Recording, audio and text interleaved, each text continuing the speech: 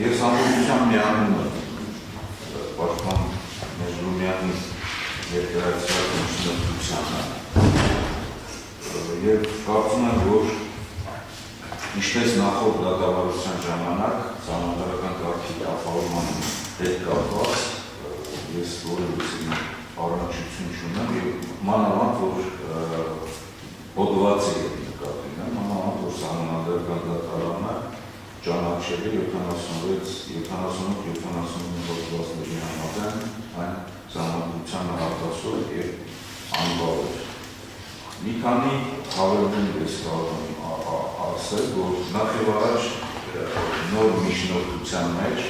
և նախ միջնորդության մեջ սխալ է նշված իմ պաշտոնը, որովհետև նշված է պաշտպանության նախարարության գլխավոր շտաբի պետ։ Իրականում իմ պաշտոնը եղել է պաշտպանության նախարարի առաջին տեղակալ գլխավոր շտաբի պետ 2008 թվականի դեկտեմբերին է փոփոխություններ դեր ունեցել պաշտպանության մասին օրենքում, որտեղ որ առանձնացվել են որոշակի առումով զորային կառույցի ղեկավարման իրավունքը տրվել է գլխավոր շտաբի պետին, իսկ ռազմաքաղաքական ղեկավարության հնարավորությունները պաշտպանության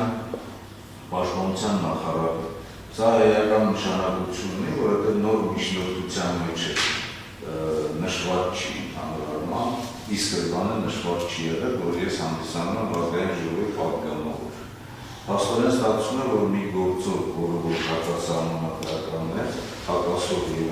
անվավեց նոր միջնորդության մեջ, նաև նույնիսկ այսօրվա իմ պաշտոնը չի նշված, որի շուրջն է պաշտպան Մեժլումյանը ներկայացնում է համապատասխան միջնորդությունը քրեական հետապնդումը դադարեցնելու բացառապես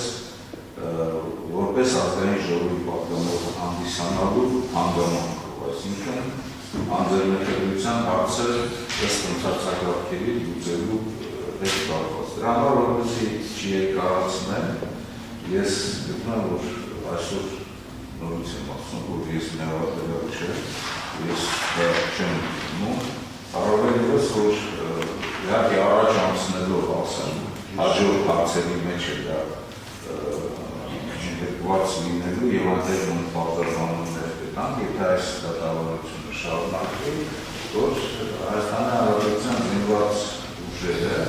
և նրա կազմում գլխավոր շտաբի պետը որպես առաջի տեղակատվորել են օրենքների համաձայն և